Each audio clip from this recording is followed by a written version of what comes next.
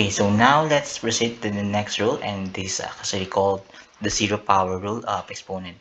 And it says here that any number, okay, any number or term or expression raised to the power of zero is equal to one. And but take note that that does not include zero itself, because as we have last time, zero raised to zero is an indeterminate. Well, this time let's just deal with this zero power, okay? Come to this. Okay, so let's say we have here a raised to zero. Again, we said that any number except from zero, of course, raised to zero is just equal to one. That's it, that's the zero power. So maybe let's have examples for us to better understand this one. So let's say we have p raised to zero. Again, any number or expression or term raised to zero, that's one. Again, except zero. How about 2000? This is also one. Simple as that.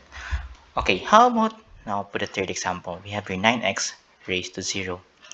And then the fourth example, we have here the quantity 9x raised to 0. So let's compare the two.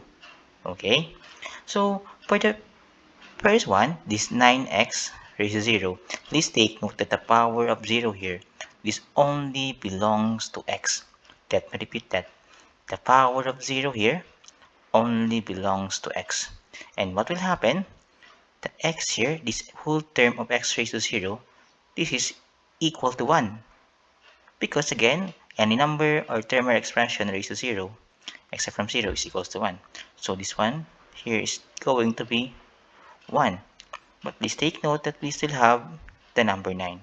And that is 9. This means 9 times 1.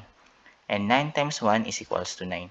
Meaning to say the answer here in the third example is actually 9. How about now for the next example?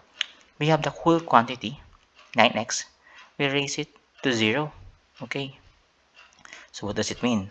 It only means that the power of 0 belongs to both 9 and x. So again, any number or term expression raised to 0 is just equals to 1.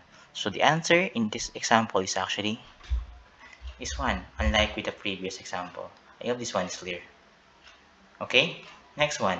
So same thing. We have here two examples that doesn't have a parenthesis and then with a parenthesis. So again, comparing the two, going back again, the power of 0 here only belongs to y. Let me repeat that. The power of 0 only belongs to y, meaning to say, this whole term, y raised to 0, is equals to 1. I hope you can still follow me. And then, we still have the negative 5, so we bring that down. And this is actually multiplication. And negative 5 times 1, that is negative 5. That's why the answer here is negative 5. Unlike the next example, is again the whole term here of negative 5y is being raised to 0. And again, any number or term or expression raised to 0 is equals to 1. So and again, the answer here is 1. Because, let me repeat that, the power of 0 here belongs to all of them. And I hope that this one is clear.